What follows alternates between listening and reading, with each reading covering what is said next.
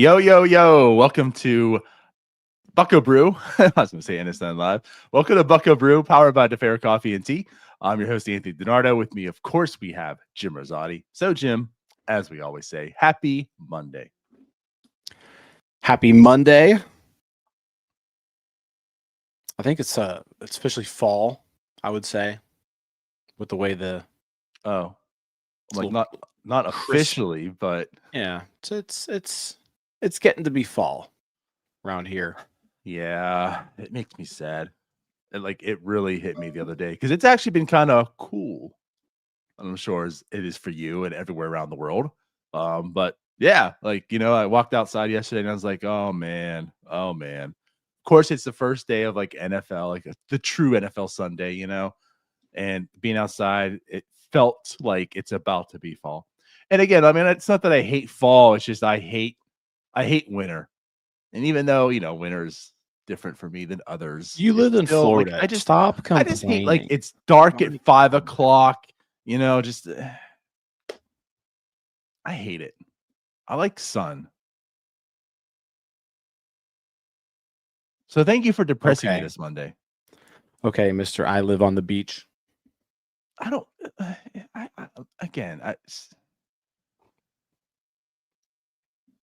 I like sun. I'm not going to feel bad for you. I'm not going to feel bad for you because your summer is over. Well, it's not yet.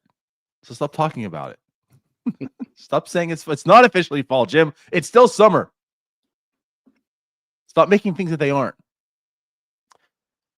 I think it is officially fall because based on the crowds at PNC Park this weekend, it definitely wasn't summer. Yeah. There was nobody. Look at our crowds at our post-game shows too. It's certainly not summer. Nobody there. Nobody was watching Pirates baseball this weekend. So I guess if there was a weekend to just completely lay an egg, it was this last one. And that's what they did. They played some pretty bad baseball over the weekend. They've been playing good ball for a pretty decent stretch now, and this weekend was bad ball. Yeah, it was. It really was. And again, like you mentioned, they have been playing really good baseball. They have, honestly. And it was capped off by a Dodgers sweep. I mean, it doesn't get any sweeter than that for Pirates baseball typically when summer ends. But then going into the Milwaukee series and getting swept by Milwaukee. I mean, you knew that was going to happen, right? Just is what it is. This team cannot do anything versus the Brewers. I mean, it's been bad enough every time they go into Milwaukee how bad they are. But that's even bleeding over to home, and this is the team that's good at home. This is they're a playoff team. This is if they just played all their games at PNC Park and then a real playoff team comes in like the Brewers and just makes them look stupidly silly. Yeah, I mean, since the All-Star break, they've been a pretty good team. They have. And 3 straight losses to a team that's been the best team during that stretch. Milwaukee's they're just on another level right now. They are. I mean, they're the best team in baseball, and it doesn't even look like seconds close right now. Yeah. Since the break, Milwaukee with 7 more wins than the next closest team. There you go. It's crazy. They're so good. And not that he's an MVP candidate more or less, but all without Christian Yelich this weekend also. Yeah. Yeah. Good show. We'll see you guys next week. Jim's in depressed mode or something right now. I don't know. Well, no, it was just it was a weekend of baseball where Milwaukee was clearly the better team. The Pirates' magic from the Dodgers series kind of wore off there, and they met their their true adversary, which is just the other really small market team in their division who does everything right and nails every player acquisition that they have. And Yeah, it's frustrating. I feel like we have this conversation a lot when we play the Brewers, where it's just like we're nowhere near those guys. Nope. Well, that's why you don't trust anyone with 2 first names, unless it's Matt Arnold. Then here you go. Here's the keys. Because yeah, that's what he's done to Milwaukee. Mhm. It is crazy how good they are and how good they've been. And not to go into that path here, but like they've sustained success in moving on from stars. It's amazing. But Yeah. They've also kept some stars too. Like they've done a good job of just like picking and choosing who to keep and mhm, who to move on from and who to bring in to replace those guys. And they're just a really well-run organization right now, and they've been so for you know at least half a decade. at least 6 years. Yeah. Right. Yep. Well, Jim, let's tell everyone about our sponsor for the show, Fer Coffee and Tea. Fer is Fer is a family and employee-owned operated business. They believe that coffee and tea are one of life's simplest and most accessible pleasures, and when enjoyed thoughtfully, can open your eyes to the here and now. They have 5 locations across the city of Pittsburgh, including their flagship in the heart of Pittsburgh's historic Strip District. Don't forget to stop by Fer's new location downtown on Penn Avenue. That's right across from the Benham. Grab a cup of fuel on your walk to PNC Park. Mobile ordering is available. Check out their Instagram for more details. And of course, that is defair.coffee. And as we always do, Jim, tell everyone if they go to defair.coffee what they can do to save 30% off. Yeah. So if they go to defair.coffee and use promo code NS930, NS930, you'll save 30% off your first order, your first online order. So whatever you want to grab, put it in your cart, NS930, 30% off. There you go. So get yourself your subscriptions. They got a whole bunch of stuff, a lot of products to get. So awesome stuff. But back to Pirates baseball. Yeah, so the Brewers wasn't a thrilling series, but something did happen. And I thought something was going to happen that was going to be somewhat exciting and something to talk about. Still something to talk about. But Chandler makes his MLB starting debut. He has come up, made his debut. He has pitched, but now he's in the rotation officially, makes his start. Again, it's against the Brewers. It's on NFL Sunday. Things didn't go quite as planned, I think. He goes 2.2, gives up 9 earned runs. Yeah, he just wasn't missing any bats. I No, thought that was the problem. Like he threw a lot of strikes, but at the same time, like didn't. you could tell that he wasn't necessarily. Yeah, he did. I mean, if you look, he threw. Let's see, he threw Well, I'm saying he did, Bubba but then Chandler also didn't. Like, threw 68 pitches, 43 of them for strikes. So yeah, he was throwing strikes, but when he wasn't, he did walk 3 batters. He also faced a ton. So it's like three walks and 2 2/3 innings is a little bit skewed because he faced like 20 some batters in that standpoint in that span.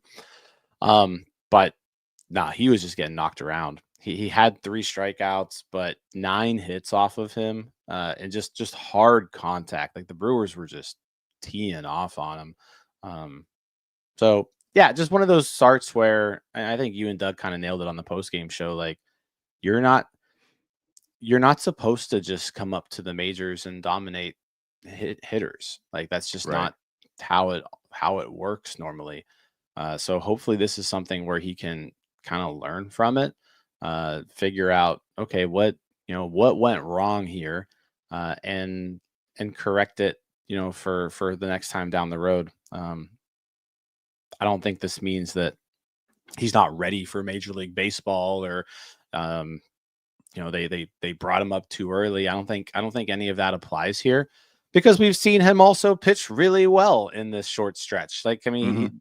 his first 8 innings, he gave up no runs against you know the Rockies and the Cardinals, but now he's faced 2 much better teams, and you've seen him just not have that kind of success. So yeah, I think this is just more of a all right, let's go back. Let's look and see what happened there and figure out what was wrong and fix it. Yeah. I mean, he's 22 years old. I don't think there's any cause for concern here. But like this happens. This happens to rookie pitchers. The same guy who he went off against yesterday, Jacob Mizorowski. Like he came on the scene, had 3 excellent starts, and then faced the Mets and got blown up. Right? Right. Guess what? They still were like, yeah, we need to put this guy in the All-Star game. I was gonna say he was an all-star. Mizorowski's been blown up a couple times. It happens when you're a young pitcher and you've never played Major League Baseball before. So, Right. yeah, Unless you're Paul Skeens. I think That's it. unless you're Paul Skeens, that's basically it. So I don't think there's any need to concern ourselves here. It's just he's a 22-year-old pitcher. He clearly has stuff to work on. He's not a finished product. Let's look at the start, figure out what went wrong, and fix it. What can you learn from the start? I think is the important thing. Yeah. I'm not going to go too much into detail on this show. I'll say this. If you want to hear a lot about Bubba Chandler, we basically took the post-game show yesterday, Doug and I, into a Bubba Chandler discussion. So, we dove in pretty deep and talked a lot about our thoughts on Bubba and his call up and the meaning of all this. So if you really want to hear more about Bubba, go and listen to that. I'm not going to regurgitate everything I said here. But again, I'm not worried in that sense. You can argue, should he be here? Shouldn't be here? I mean, that's a true argument that could be made. I prefer that he's here right now. I prefer that he wanted the challenge. He's getting the challenge, and here you go. And like I said yesterday on the show, I'm actually happy this happened. Like, I think this is good for him. He talked the talk. He wants to be here, and this happened. And then, in the good, you want the challenge, get the challenge. I'm glad you're up here. Realized it's hard. You see it's hard, and again, you don't really learn much unless you face adversity. And this is a big part of adversity for him right now. Move forward from this. Yeah, I'm gonna push back a little on that. That's fine. I'm not happy this happened. You can come across adversity and not give up 9 runs over 2 2/3 Sure. innings. There are other ways to experience adversity and overcome it and get better. Paul Skeens hasn't had to come back from a start like this before, and I'm sure Paul Skeens has learned plenty over Major League Baseball. So it's not. Like I said, I don't want to compare the two. I don't want to compare the two because I think comparing anybody to Paul Skeens is just being unfair to that individual. Right. But no, I wouldn't say I'm happy that this happened and that I'm happy he gets this learning experience.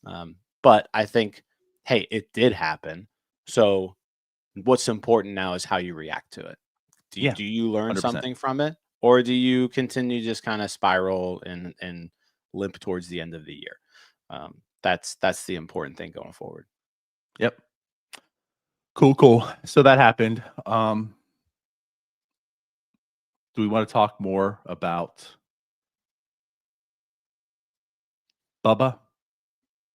No, I think we're good on. I think I'm good on Bubba. I mean, just a few. If we've got any sort of like housekeeping items, that happened over the weekend. We saw Ryan Kreidler get sent back down to AAA, and Ji-Hwan Bae gets sent back up. My thing with Bae is I have no issue with Bae, I guess, being on the. And actually, I take that back. I've got issues with Bae being on this roster. But if you need Ji-Hwan Bae to be on this roster just because all of the other outfielders are injured, whatever. But why is Ji-Hwan Bae playing? Why is he getting called up and then starting in left field his first game here? I don't want to see Ji-Hwan Bae. No one needs to see Ji-Hwan Bae anymore. He should not be getting playing time over, say, there should never be a game where Ji-Hwan Bae starts and Nick York doesn't. I guess is essentially where I'm getting at. And that occurred yesterday. And it's why? Why? We don't need to see this guy anymore. We don't need to see him anymore. We know who he is. He's a guy whose speed and contact ability can make him a dangerous weapon in AAA. But once he gets to the majors, he's severely overmatched. And that's been proven time and time again. We don't need to see that again. What I want to see are the guys who maybe have a potential to be a part of this team in the future. So, like, don't ever play Ji-Hwan Bae over Nick York ever again. I guess that's my main takeaway from Where this you're going weekend. with this. Yeah, I can get on board with that. Again, with Ji-Hwan Bae, the skill set is exciting to some level. You know, that speed combination, the athleticism he has, and right, but like he just doesn't seem to be able to use it well. You know, it's nice to have speed, but if you can't steal a base, if you don't have the right instincts and whatever, and then of course you can't hit well enough, you know, to use your speed to get on base, like what's it worth? I guess maybe it's worth if you're in a playoffs and you want to be the 26 man and have a guy who's just really, really fast. But again, he's not really good on the base paths. But either way, like, yeah, I mean, I'm not really into G1 Bay anymore. But Nick York, there's maybe something there. You know, like you look at him, he's probably part of the future. Like he was the guy that you called up already. Now you made the call up. And like you said, like, why was Nick York not in the lineup? Why was it G1 Bay? Like, what does G1 Bay just say? Hey, I've gotten promoted and you're going right into the lineup. Why was it not Nick York, who was promoted already? You traded for last year, who has been up here and is getting some limited time. I don't know. But either way, yeah, that happened. Yeah. There's some. Cam Sanders got sent back down. Kyle Nicholas got added back from the bereavement list. So he's back. He pitched over the weekend. Looked pretty good. He's but been yeah, looking pretty those good. are, yeah. So I guess that's the sort of the housekeeping transactional items that we talked about. Oh, Altoona and Greensboro both clinched the playoffs. So Greensboro will be in the South Atlantic League postseason. Altoona will be in the Eastern League playoffs. And Anthony Murphy will be joining the show later today. We'll be talking some prospects. We'll be talking some grasshoppers and curve baseball, I'm sure, later on too. Yeah. Yes. Congrats to those teams. Congrats to Connor Griffin getting more plate appearances in AA. Love it. Love it. All right. Now for our next main topic, Oneil Cruz. Yeah. What the hell? Jim, what is going on with Oneil Cruz? And I say this sincerely. You know, this is a guy who we've all been excited about. We understand the talent that's there, but is he a real true baseball player? That's been the question. And I think a lot of us has felt like, well, what's the ceiling? That's the problem. You know, like he can be an average baseball player. You know, like he can hit 100 weighted runs created plus to like 105, 110. Like that should be something he does in his sleep. Can he be the guy that's hitting 120 plus, 130? You know, is he a 30-30 guy? Is he a 30-50 guy that we were talking about potentially earlier? And right now, you know what he is, Jim? Tell everyone what he is. Oneil Cruz on the year is now hitting 201. He's got a 302 on base percentage. He's slugging 384. That's a 686 OPS. Since June 1st, Donardo, out of all qualified hitters in Major League Baseball, well, let's just go through the stats. Since June 1st, he's played 68 games. He's hitting a 180. This is a 68 game stretch. He's hitting 180. 267 OPS, 311 slugging. That's a 578 OPS. 578 OPS, a 60 weighted runs created plus. He's been negative WAR over that time period, and he's been the second worst hitter in Major League Baseball.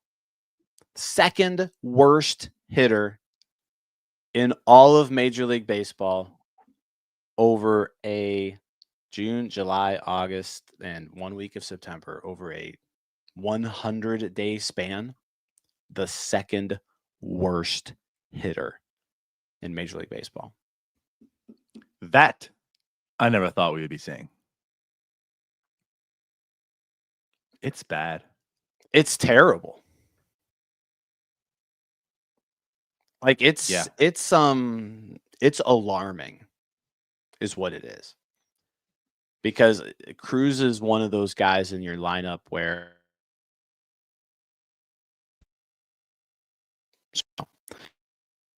those guys in the lineup where you, let's face it, you don't have a lot of power on this team.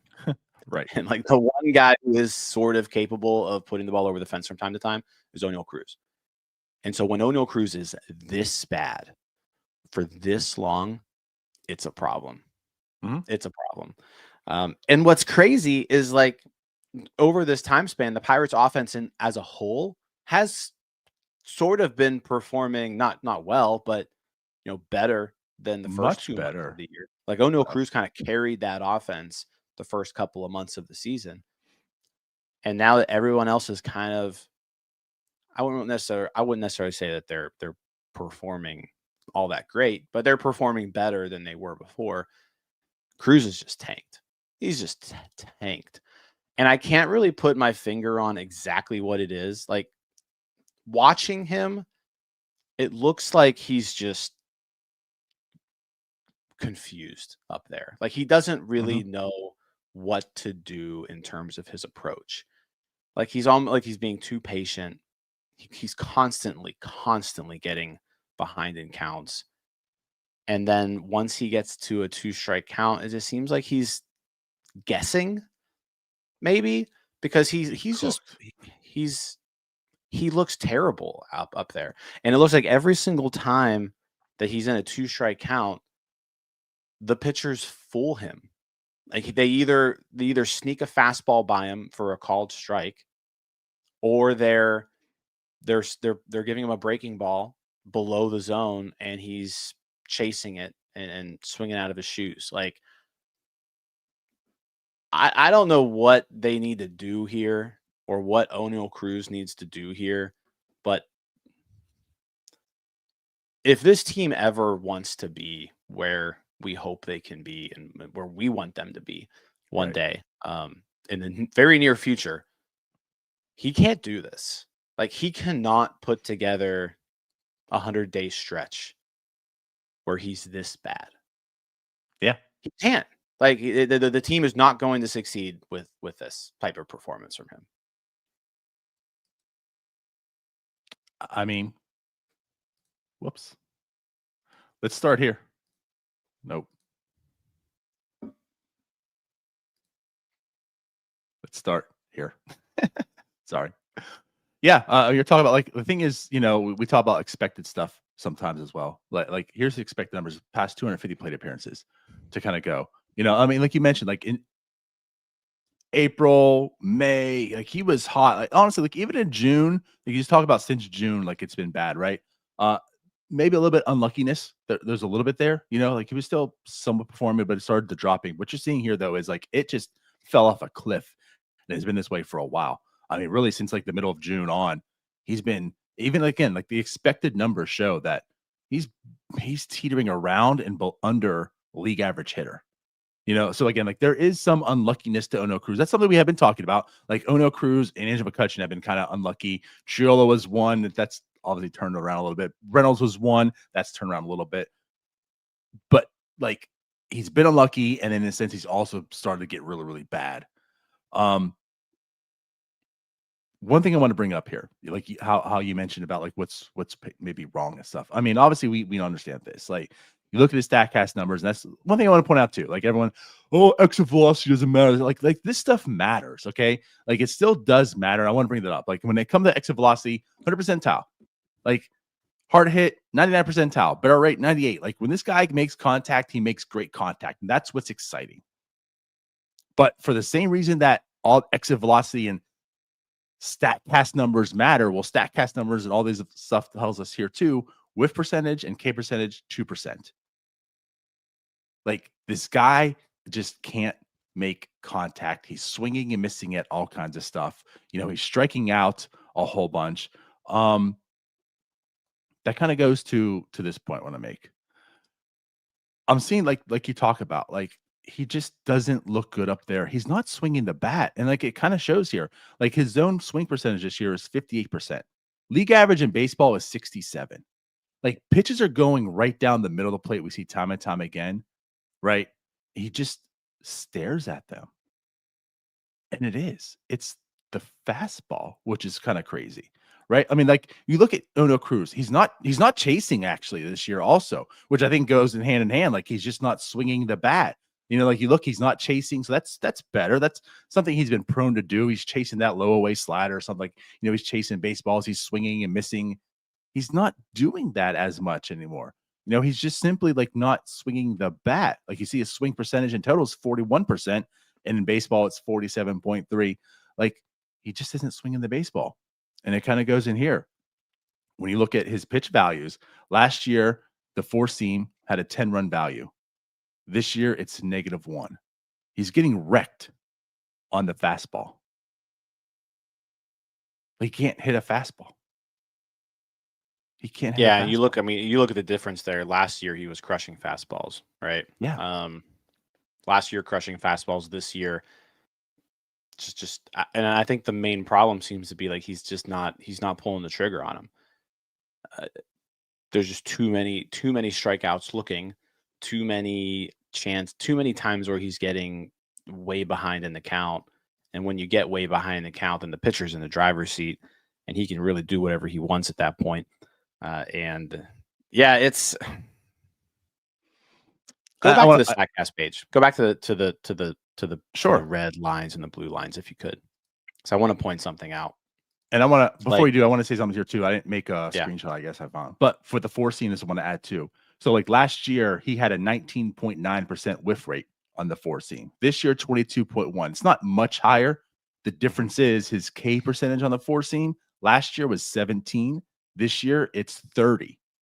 Like again, like he's just watching fastball go right down the middle. Like you meant 2 strikes, fastball a little bit inside on right in the zone. He's watching it. Go ahead.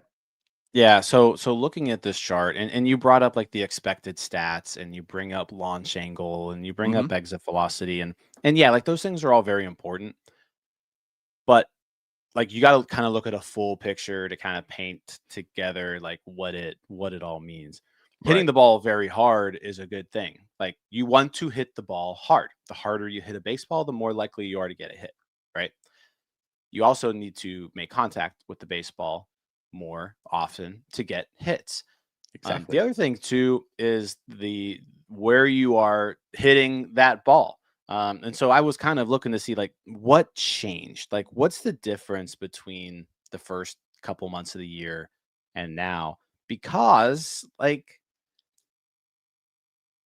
Oneil Cruz put together a really good first couple months, like through May 31st, Oneil Cruz had a 828 OPS. He had a 125 weighted runs created plus. He was a really good hitter. Like we were talking about how, this guy, I mean, he had through May 12 homers and 18 stolen bases. Like he was on his way to a 30, 40, 30, 50 type season. And like we were really excited. I posted in the Discord yesterday, like Jeff Passan wrote an article in either the end of April or beginning of May. And it was like, who's the next $700 million contract that's going to be handed out in Major League Baseball? And like Oneil Cruz wasn't listed as someone who's getting 700 million, but in the article, they were like, Oneil Cruz is well on his way to, when he hits free agency, getting a $200 million deal. Yeah. That ain't happening anymore. Not with this. But like something's changed there. So the thing I want to point out here, hitting the ball hard is good, right? Hitting the ball hard is very good. But in the first 2 months of the year, Oneil Cruz, he pulled the ball 47.4% of the time. 47.4% of the time he pulled the ball. Since June 1st, 36.5% of the time he's pulled the ball. So something occurred there where like he's no longer pulling the ball. The other thing that happened is his ground ball rate went up. So his ground ball rate went from 42% to 51%. His fly ball rate went from 42% to 34%. Line drives are around the same, 15 to 16%. Didn't really change much there. But the difference is, yeah, he's still hitting the ball hard, but he's not pulling the ball in the air anymore. And when you pull the ball in the air, good things tend to happen. Either the ball's going to go over the fence, or it's going to hit the fence, or it's going to hit a gap. Like it's going, like that's how you slug. You slug by pulling the ball in the air. And over the last 3.5 months or so, Oneil Cruz hasn't been doing that. His average launch angle over the first 2 months of the season was 10.3 degrees, 10.3 degrees launch angle. Since then, 6.3.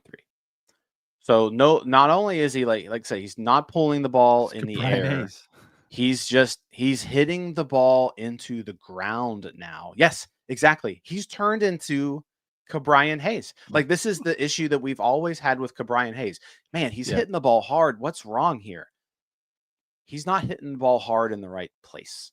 Just start pulling the ball and put it in the air. That's what the problem is. And listen, I don't know why that's happening. It's something that they need to figure out because you know what? You look at the bottom of the StatCast chart, and for those listening on the podcast, you know, you may not be able to see it, but like 2% whiff rate, you know what?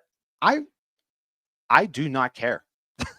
I do not care about a 2% whiff rate. Now, 2% strikeout rate is probably a little bit too low for my liking. I'd like to see that up to at least like 10th percentile maybe. But like, you know who has the one percentile whiff rate in Major League Baseball, Donardo? You know who whiffs more than Oneil Cruz does? Who? Aaron Judge. There you go. Aaron Judge swings and misses more than Oneil Cruz. But guess what? When Aaron Judge makes contact, it's a fly ball and he's pulling it.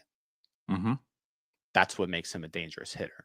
It's not that he barely makes contact. Like the profiles are very similar if you kind of just pull up their pages like this. The difference is where they are putting those baseballs. So, it's something that they need to figure out, and it's something that they need to figure out fast. Like he can't do this again. Can't do it again. If he does, we were talking about this in Discord, like Oneil Cruz has just tanked. He has tanked his earning potential this season. Oh, for sure. He's arbitration. He's arbitration eligible next year. This guy's going to get like $3 million. Like he's not getting more than that. He's having a pretty terrible season. Yeah, like if he turns this around and he is a good player, he made Bob happy. He's going to be super affordable through his arbitration years now, you know? And like again, like he does turn around, you're thinking extension, like, yeah, this is going to hurt him. This is going to hurt him quite a bit. Like he has just crippled his earning potential with the way that he's finished off this season. And like last night I put on Twitter that like, hey, we were going to talk about this today. And, you know, you hear a lot of, oh, he doesn't want to be here. He wants to be traded. And I'm like, if that's the case, this isn't a good way to get teams to want you. Like, if you want to be traded, you need to be good. Bad players don't get traded. We saw at the deadline. Like Isaiah Kiner-Falefa didn't get traded. They get traded. They get traded to the Pirates. Yeah. Like Andrew Heaney. Like, do you actually think the Pirates wanted to keep Andrew Heaney at the deadline? I don't. Like, I think Ben Cherington is inept at his job, and so he just wasn't able to get it done. But like no one was calling for Andrew Heaney. Nobody was calling for Isaiah Kiner-Falefa because they were playing bad. I mentioned, you know, Oneil Cruz was the second worst player in baseball over that time period. Well, Isaiah Kiner-Falefa was the worst. There you go. So maybe that's why he didn't get traded. But actually, no, this is John makes a great point. The Luis Robert plan. I mean, he hasn't been able to get traded. Why? Because he stinks. Like he hasn't been playing well. You can maybe think like, hey, let's take a chance on him, but you're not getting any like real value in doing so. And yeah, but he's still a White Sox. Yeah. And like OG says here, like it's got to be a timing thing, right? I mean, and that's what it seems like, because when you watch him and when he looks just completely befuddled at the up there at the plate, like you can tell that like there's just something off. He's either not picking up pitches right, or there's yeah. I agree with him there, where like it's a timing thing here, because again, he's still hitting the ball hard. Like his average Mhm. exit velocity is still high. It's just he's not pulling it in the air anymore. And that's the problem, And it's also when because he as we've decides to had swing. we had this conversation with Cabrian Hayes for 5 years, where it's like, why can't he just lift the ball to his pull side? If he could only do that, like he could be a dangerous hitter. And Yeah. we just see him over and over and over and over again not be able to do it. And but the difference is, like, we've seen Cruz do it. We've seen Cruz do it over, extended periods of time, multiple times throughout his career. Like Mhm. Oneil Cruz, even heading into this year, like he was a good hitter last year. Like Oneil Cruz last year had a 111 weighted runs created plus, year before 108, year before 104. So it's like he was getting better every year of his major league career. And then this year it was like, oh, he's taken another step forward. And then June hits and just garbage. Yeah. Like, I don't know any other way to put it. Like, he's been terrible, Well, terrible. let me bring something else up too, because you talk about development and such. And like, I think the biggest development he had last year was he started hitting lefties. I mean, think about, like, we jokingly said it's almost sustained, it's still a small sample to a degree, but like at the second half of the year, he actually hit lefties better than righties in the sense of weighted runs created plus. Like his batting average wasn't as high, but actually he had more power and such. So like ultimately the OPS and such was higher. Um, I want to bring something up. This isn't to June because again, like I talked about, like it got progressively worse and like fell off a cliff. This is since the All-Star break. Now, since the All-Star break, again, he's been bad. This is everything against righties. So he has a 94 weighted runs created plus against righties since the All-Star break. 107 plate appearances, striking out 29.9% time. Like that's you mentioned, like that K rate isn't. I'm not going to cry over that K rate with Oneil Cruz as long as he's hitting for power. 226, 306, 398 a slash. Yeah, that can certainly be better. He's been struggling, but in his struggles, he's still been close to an average hitter. 94 weighted runs created plus, as mentioned, right? Certainly, again, like that should be better. These problems still exist. That's why it's not as high. This is versus lefties since the All-Star break. James.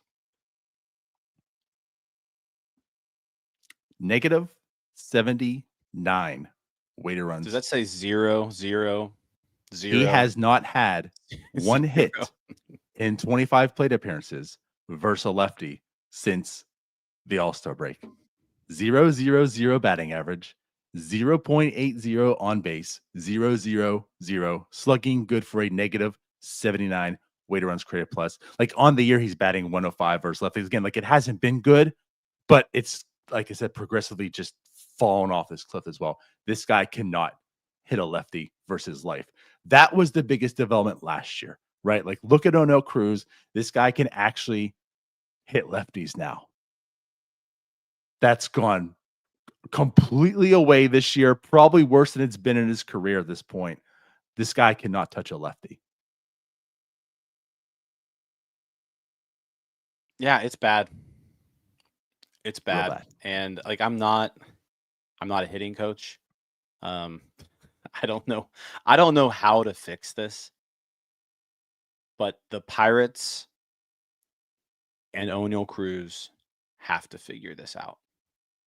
They have to figure this out, because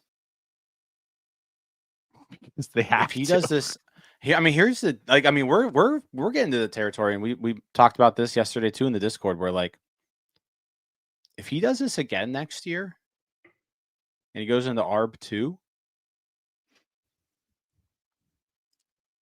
I wouldn't necessarily say he's like in non-tender territory, but like it's almost worth the discussion. Like, can you pay $6 million for this kind of guy, for this kind of production?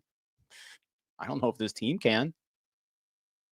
If he Like, does he has to. this, Yeah, like, yeah. This is bad. yeah. Now, I don't. what I want I to wouldn't. put some Yeah. perspective into this because I know there's a lot of people that hate on Oneil Cruz more than they should. There's certainly people that love Oneil Cruz more than they probably should. That's why he's a very polarizing player. I love the talent. I want him, a Pirate. I think what he can do is a lot better than people think. What I don't think is he's lazy. For one, I want to get that out of here also. Like, virtually every professional athlete, you need to stop the lazy talk. Like, you don't become a professional athlete by being lazy. What I'll say is, if anything, like, he's not as mentally tough as other players are. Like, that's the difference. Like with Oneil Cruz, it's not that he's lazy, but he's. I think you can say like he's not mentally tough. He's not as mentally tough as other players. Regardless though of that, Brian Reynolds was this bad for this long also this year. Like he was. Yeah, and like he's turned it around. So I'm not here to this also isn't like doom and gloom, Oneil Cruz. It has been bad, but it was also this bad for Brian Reynolds for just as long. He was bad from the very beginning and just finally started clicking in at the All-Star break. So like the roles about kind of been reversed for the two. He does need to turn it back around. So like if he's this bad next year, I mean, you are right. I'm sure there's a person that's going to bring in that talent. I can fix Oneil Cruz, but is the cost going to be at $6 million? So I don't know if he's even trade worthy. I don't know if it's like a Jake Bauer situation where it's like the Brewers like, yeah, I can fix him at $6 million. Yeah. I got to give OG credit. OG was the one who brought up the non-tendering in the Discord. Yeah, I think you nailed it there. I don't think he's lazy in terms of like his overall approach to the sport. I think he has lapses where he's not trying as hard as he should be. Like that's a fact. And I think there are, and I think it was let's see who, Cody in the comments here. I think it's like a maturity thing. And the problem with that is like he's not that young anymore. He's like, maturity isn't really an excuse that you can use for Oneil Cruz. He's about to turn 27 years old next month. Right. And he seems like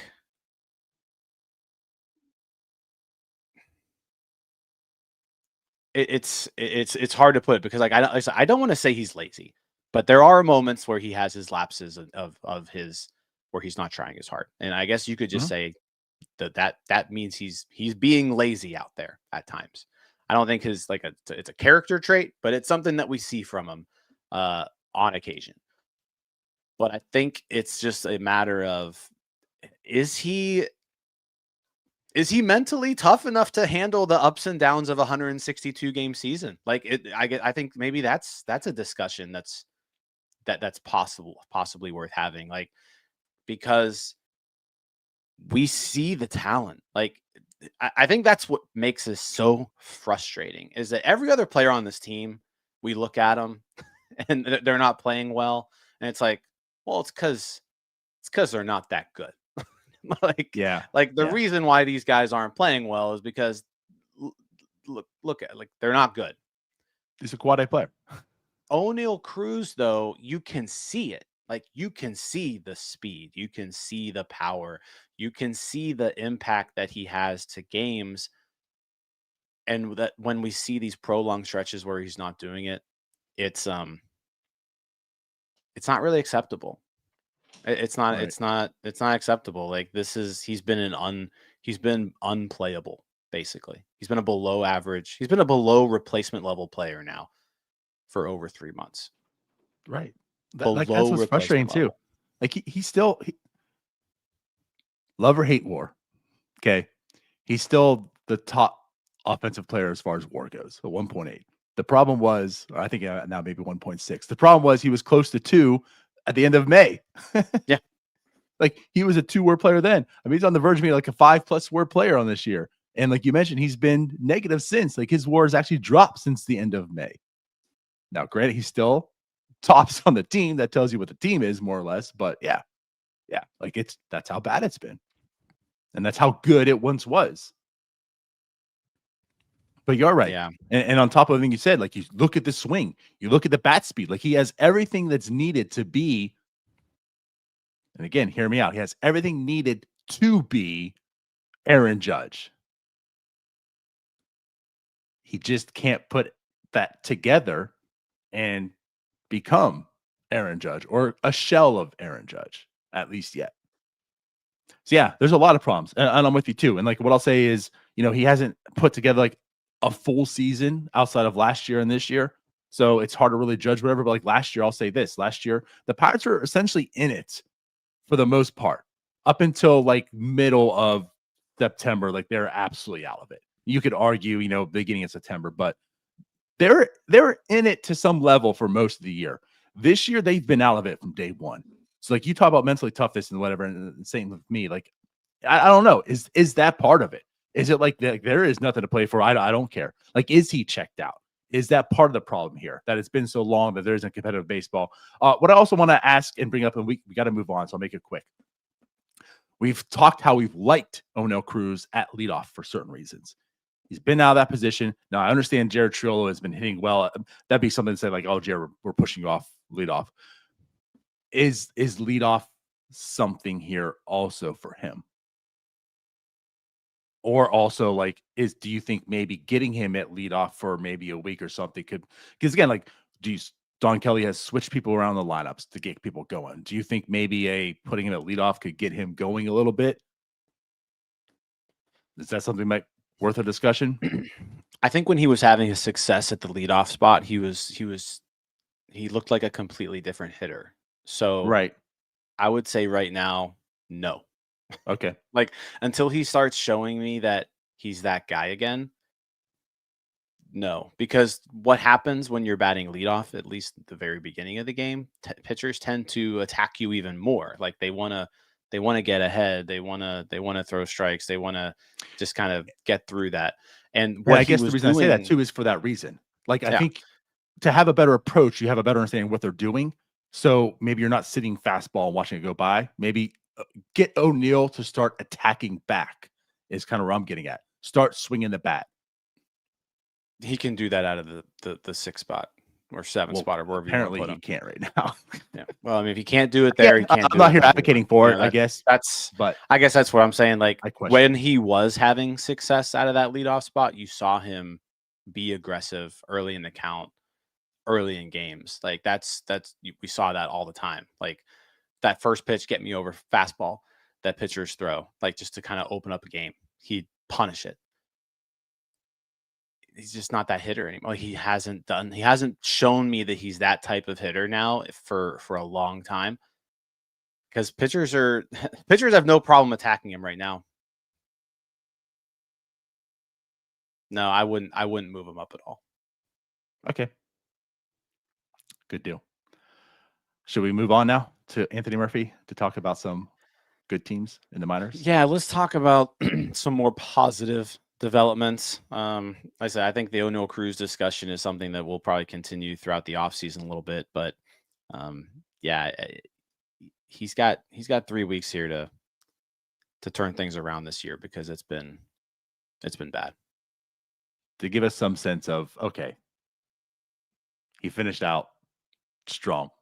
Maybe this was just a prolonged slump like Brian Reynolds. Yeah, hopefully we get that. I would hate for it to continue and then go into offseason. But regardless, it is what it is. Let's bring on Anthony Murphy, straight from Bucs on Deck. What's up, Murph Dog? What's going on, guys? How you doing this morning? Could be better. Good morning. Good morning. Sorry for making you wait there a little bit. I know you've been hanging out for a while. You get it. All good. Yes. So over the weekend though, Altoona clinches the playoffs. Greensboro clinches the playoffs. I feel like Altoona came on really strong. Like Connor Griffin joined the team and kind of led them to the postseason, which was kind of cool to see. Yeah, round 2 next year. They've won I think they've won like 8 out of the last 10 or something like that. So they've really coming on lately. Everything's kind of clicking for them. Bradenton's season is over, correct? Mm-hmm. Indianapolis, they still have a couple weeks remaining. They're still, I guess, alive for a playoff spot. But I think Indianapolis is going to have some issues down the stretch just with their pitching staff. They seem to be kind of just like doing everything they can to get. Yeah, they're doing whatever they can just to get through 9 innings right now. It seems like the Pirates have kind of taken all of their pitching. Eddie Eanes making starts. Yeah, it's kind of crazy. It's kind of like you walk into the clubhouse right now. It's like, when was the last time you pitched? Okay, you're going out there throwing something today. And yeah, like that's essentially what it's like they're in Indy. But no, I mean let's kind of talk about. I mean let's talk about how those two teams finished up though, Greensboro and Altoona. I guess first off, with Bradenton being done, Greensboro being in the playoffs, could we see any promotions like from Bradenton to Greensboro to kind of help this out over this next week? Do we anticipate any of that? I mean, I'm sure everyone's going to want to hear me say Edward Florentino or something like that's coming up, but Florentino some playoff time or something, that'd be cool. But when I talk to some people, throughout my trips and all that, they're very adamant. Is yes, they really like to the whole winning thing, but also they're still not going to promote a kid before they feel he's ready for it. So I don't think we'll see anything just for the sake of it.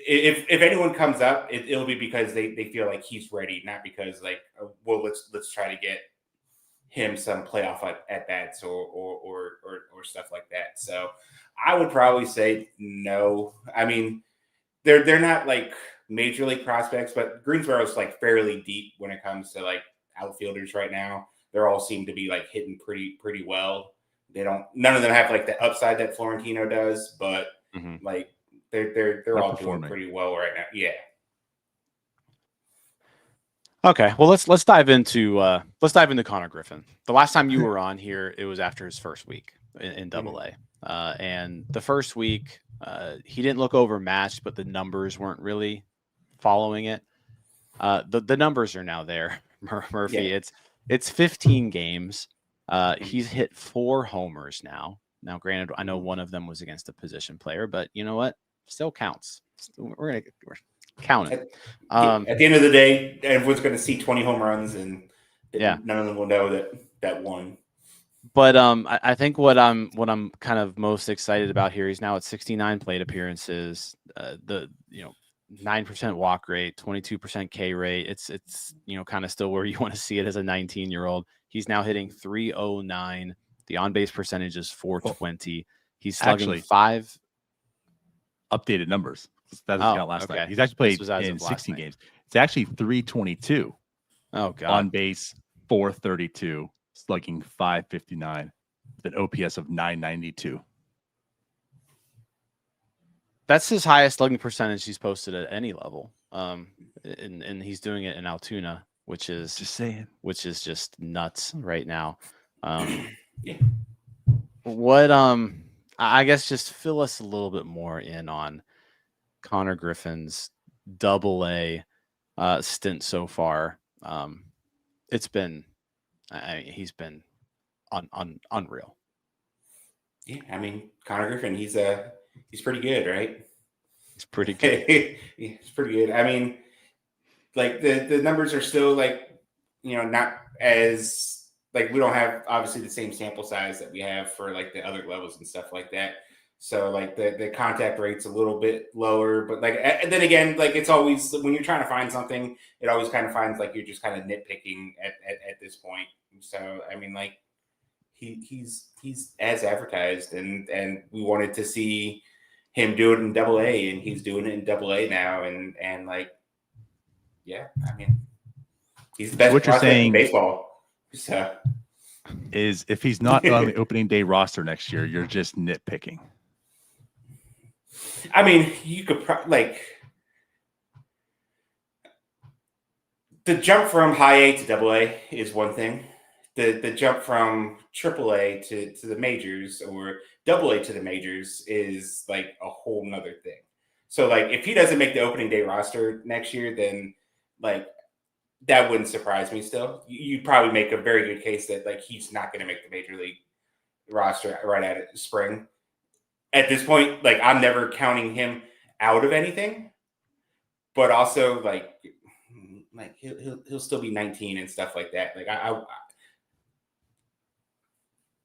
I just want to say this. I got hesitation out of Anthony Murphy this time. Last time I asked, right, just 1 week in a double A, I was right away. Oh, come on, guys. Like, he's going to be 19. I mean, you're right away. Like, I don't expect him. You paused this time. You gave some hesitation. That's I mean, I think I said me. this last time. Like him and Bubba Chandler, like the two guys that I'm like not counting them out of anything. Like if they say they want to try to do something, like I'm not at this point seeing him in double A. Like if he makes the major league roster right out of camp, like I'll kind of be like, okay, well, I mean, he's Connor Griffin. He's the best prospect in baseball. That doesn't surprise me at all. But then, like, if they send him to AAA, it's like, okay, well, he's the best prospect in baseball, but he's still also 19. And, like, yeah, you could definitely say that, like, you could have him want to work on some stuff for, like, 6 weeks in AAA before you come up, and maybe not even 6 weeks, before he comes up and takes over in the majors. Right.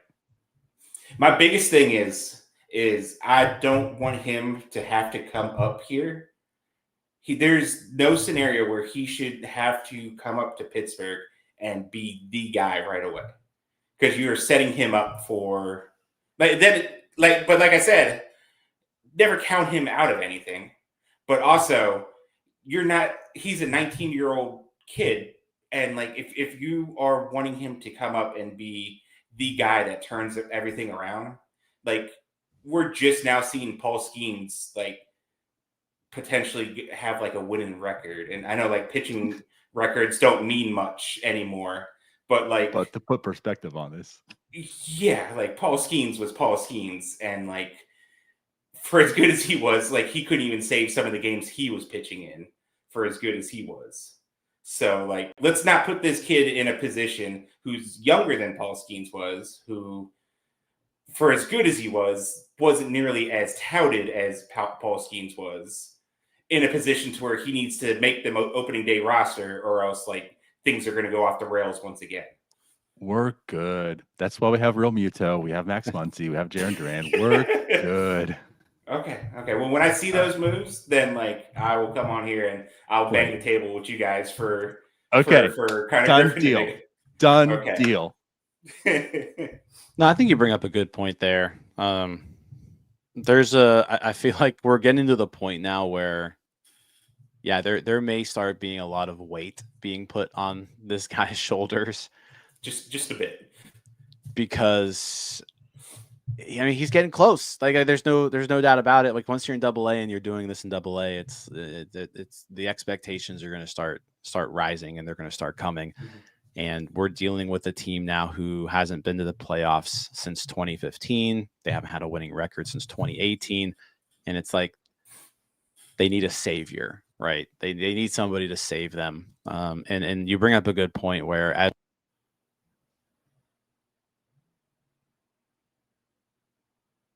that was a good point. Yeah, that was. We're good as it is. Like Paul Skeens didn't turn things around here. Like the Pirates were a 76 win team, and then they added Paul Skeens, and they were a 76 win team. And this, when Paul Skeens is going to win the Cy Young, the Pirates are going to have a hell of a stretch down, these last 3 weeks to be a 76 win team. So no, you bring up a good point there. Like one guy can't really turn this around. It needs to be more of a collective effort. Just look at the Angels.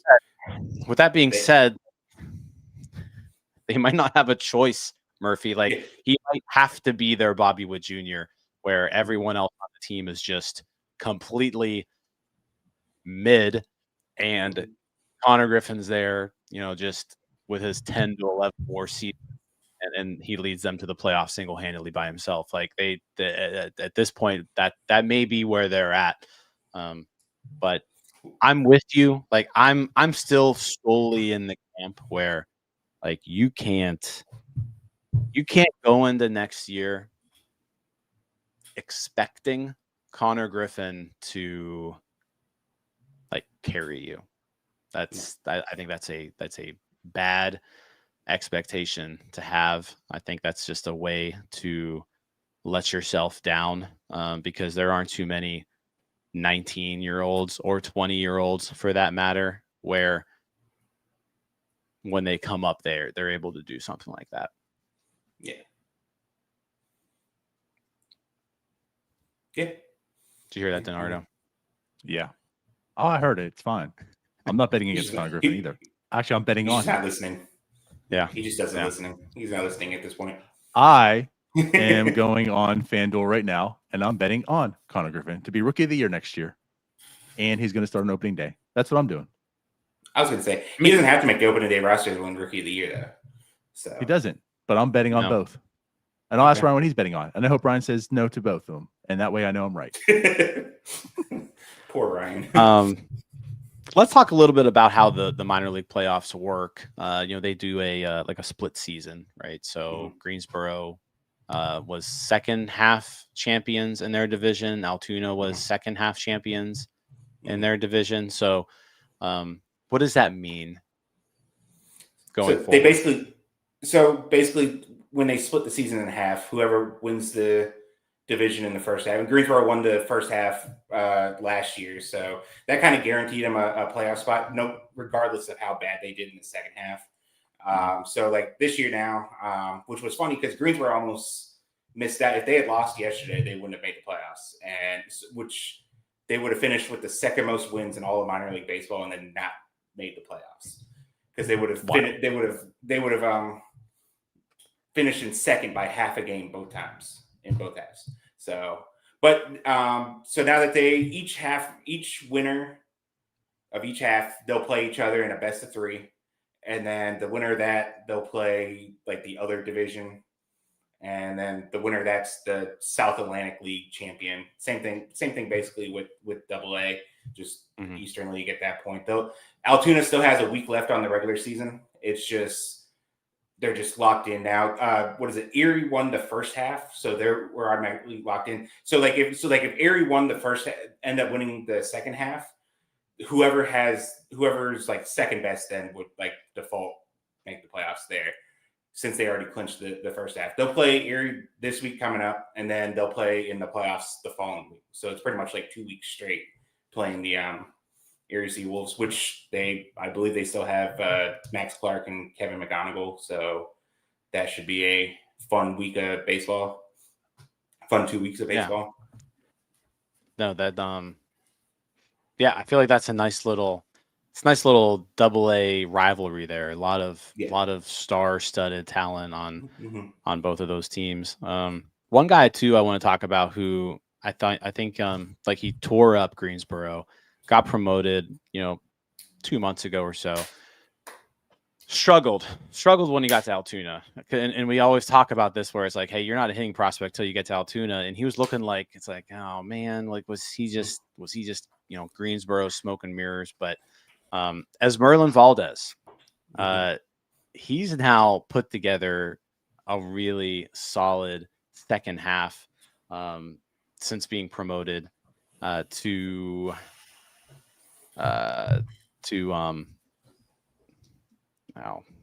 I'm trying to pull Altoona. up his stats here for AA, but since being promoted, he's now up to a 266 batting average, 362 on base percentage, 426 slugging, weighted runs created plus now, over 130.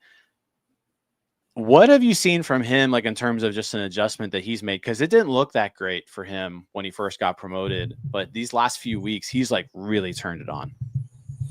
Well, the one thing I'll say with him, even when for most of the time when the numbers weren't there, like the counting numbers weren't there, like the hits weren't falling and stuff like that, he was putting some good at bats together. Like he was making some decent. It felt like the ball wasn't dropping for him. Like his contact rates were up. The swing and strike rate was down compared to like his time in Greensboro. And like the big thing for me, at least, everyone loved the 20 home runs, but the big thing for me in Greensboro was the fact that he was striking out less.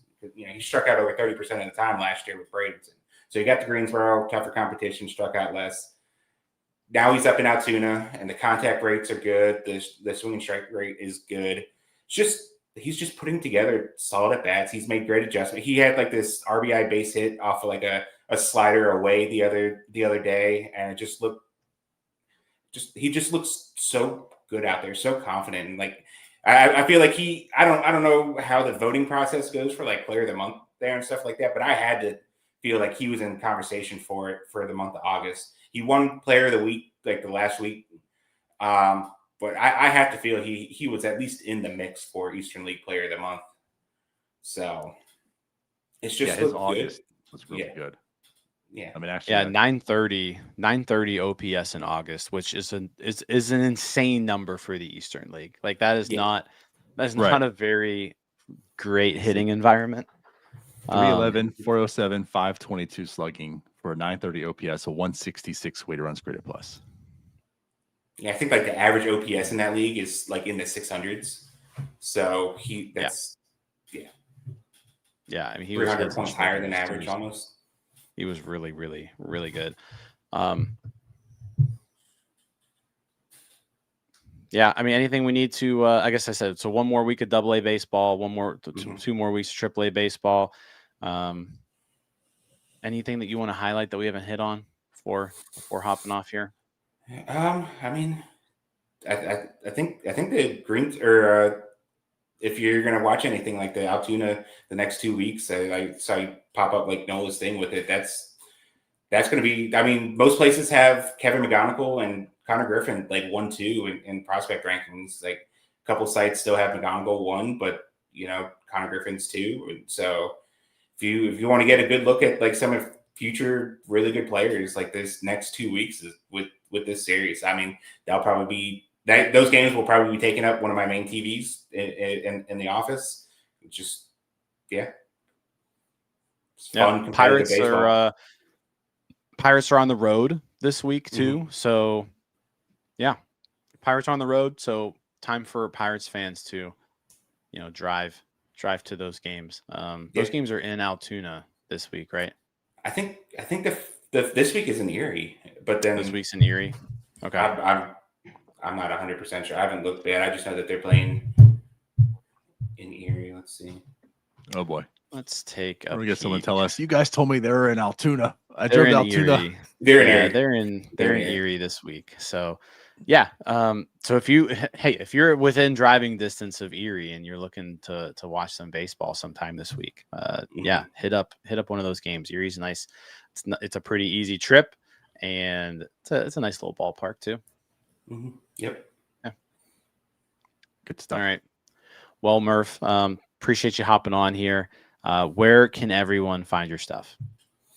As always, Bucs on Deck Substack. Subscribe. We got an end of season sale going on. You get 30% off a yearly subscription. So sign up now. Baseball America, Pirates correspondent there. I just did an article on Edward Florentino. I'll have one on Connor Griffin later this month, and then also DK Pittsburgh Sports. I do nightly recaps there as well on the system. Good stuff. Good stuff.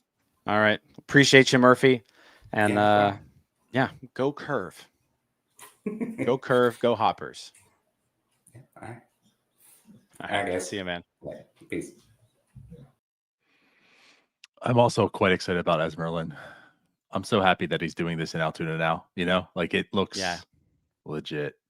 Yeah, he's been killing the ball. He, like I said, really, really good August, because when he was first called up, it was some struggling there. In July, he hit 196 with a 600 OPS, and then August hit 311 with a 930 OPS. So yeah, nice to see him. I mean, it's a big difference. Like going from Greensboro to Altoona, that's where we see hitting prospects kind of just fall off. So those first few weeks in Altoona, it was like hopefully let's give him a little more time here, but he was able to quickly turn it around. And so, yeah, that's really good news.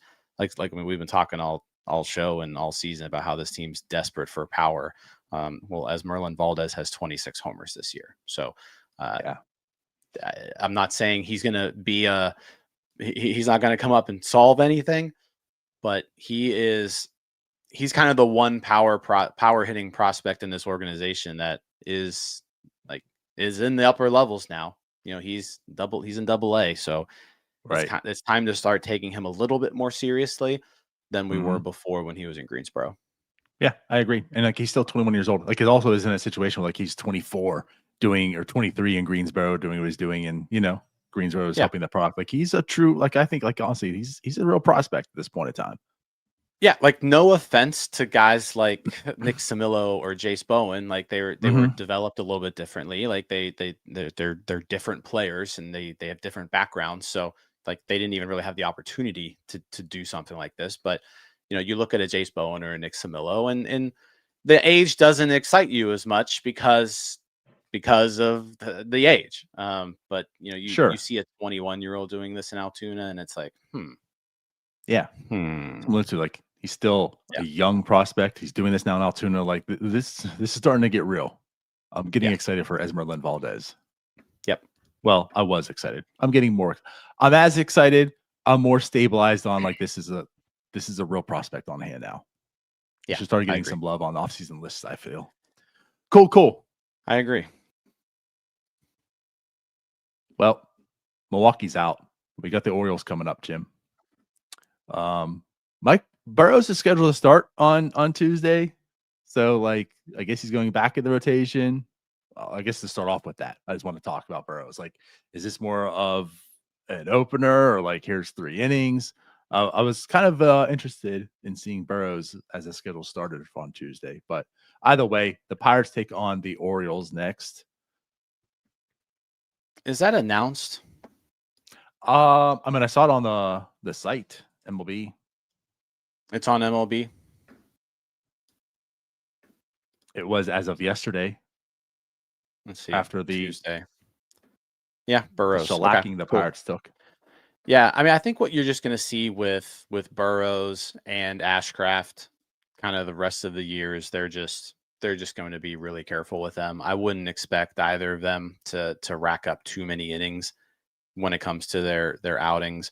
We've talked a lot about how both of them are at their, they're both well above their career highs in innings pitched. So as much as we want to see them and give them major league playing time here, like you still want to make sure you're not doing anything too stupid with them because, I mean, the season's over. Like you're not playing for anything right now. The most important thing is that Mike Burrows and Braxton Ashcraft are going to be available for you, next April. That's the most important thing right now. So yeah, be as careful with them as you need to be. So I would expect, it kind of seems like those guys, Burrows, Ashcraft, Majinski, they're sort of just taking those folks and piecing them into a starting pitcher, like cumulatively, which at this point in the season I'm fine with.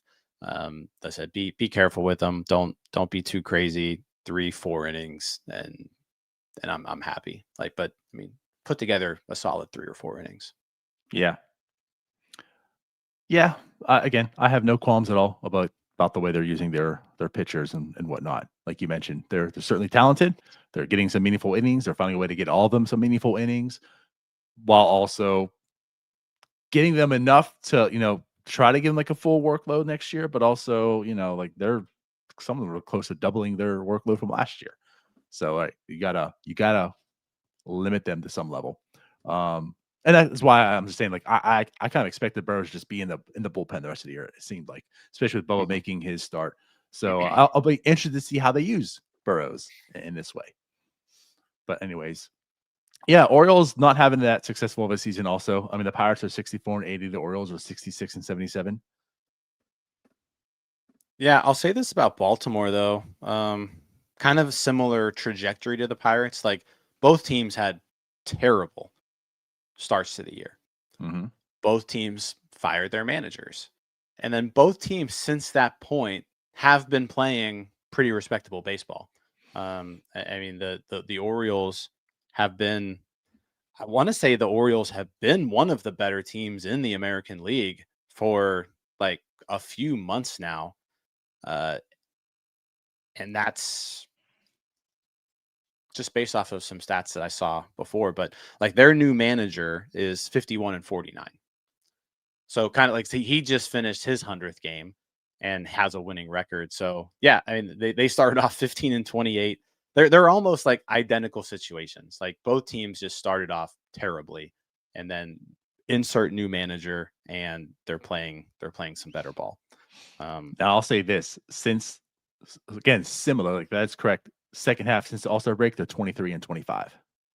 Okay, but again, So it like was about kind of with the before. Pirates, like they're very similar to the Pirates at this point. Mhm.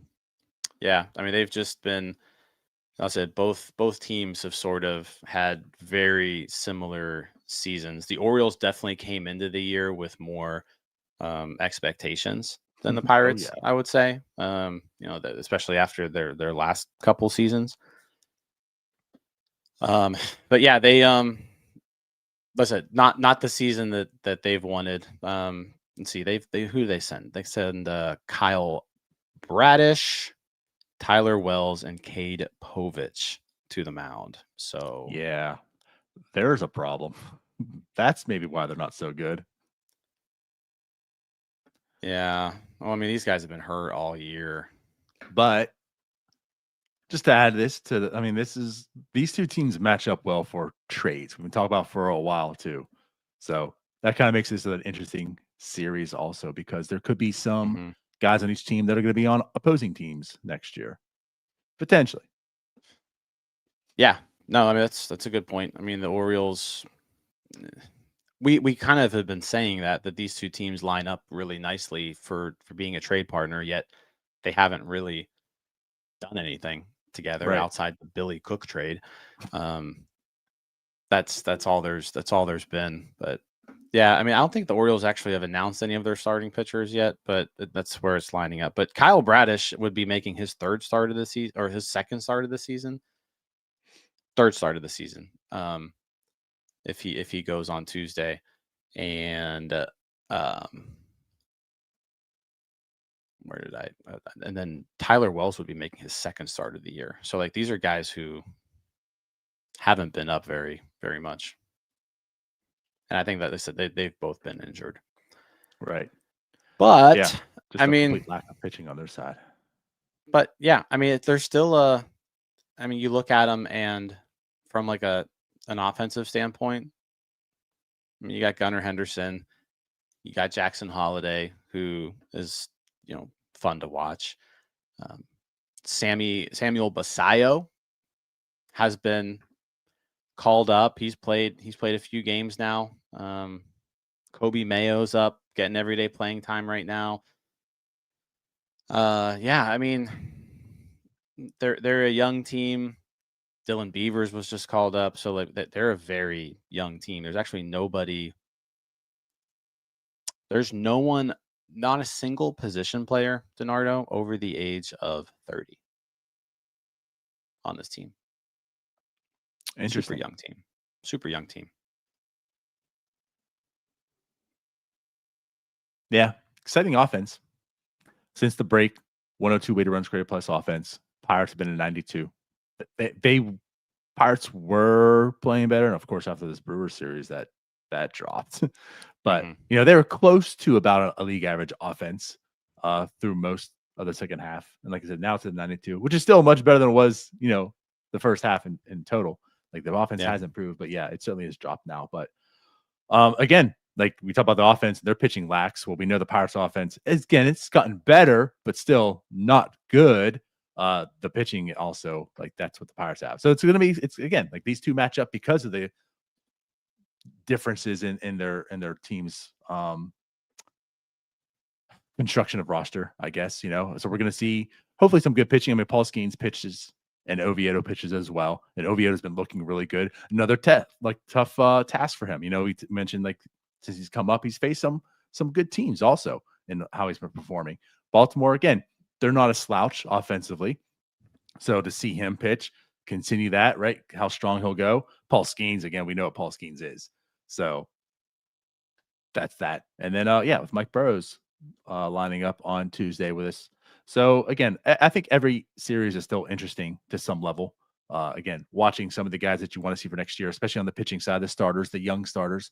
And now we'll see, with two of them, Oviedo and Burrows. And then again, Paul Skeens just hopefully dominating. I'm going to be at the Paul Skeens start. I'm actually going to Wednesday and Thursday's games here. So I take that back. I am sorry, Paul. There goes your Cy Young. So yeah, we're going to be talking about I haven't had much luck. I haven't had much luck. 2.2 innings, 9 earned runs. And that way we can say, well, I take it back when we said everyone but Paul Skeens has these starts. Yeah, Paul Skeens now has these starts also because of the Rosati curse. Thanks, Jim. Yeah, I am excited though. Wednesday Skeens, and then if it all lines up, Saturday in Washington, Bubba Chandler. So yeah, I'll be at both series this week, which will be hopefully a good time. But let's face it probably won't be. It never is. I think I have the post game on Saturday too. Maybe. Yeah. I don't know. Maybe I forget. Anyways. Yeah, let's get out of here. Let's do that. We love everyone. We appreciate everyone. We'll be back tomorrow for the post game show. So we'll see you guys then. Like, subscribe, go ahead and hype us. If you want, you have 3 hypes a week. You can hype this video. It's next to all those buttons down there on mobile. And then, yeah, we'll be back. Bye-bye. See you guys. All right, that wraps up this episode of North Shore 9. Thanks so much for tuning in. Whether you're listening on the podcast or catching us on YouTube, if you enjoyed the show, please give this video a thumbs up and don't forget to hit that subscribe button if you haven't already. It really helps us grow. And if you're listening on the podcast, a quick review goes a long way in helping others find the show. Plus, be sure to tell a friend about us. There's always room for more here in the NS9 community. And for those looking to support us a little more, consider joining our Patreon, become an MVP member, and get exclusive perks while helping us continue to bring you more of the Pirates content you love. Thanks again for all your support, and let's go Bucs.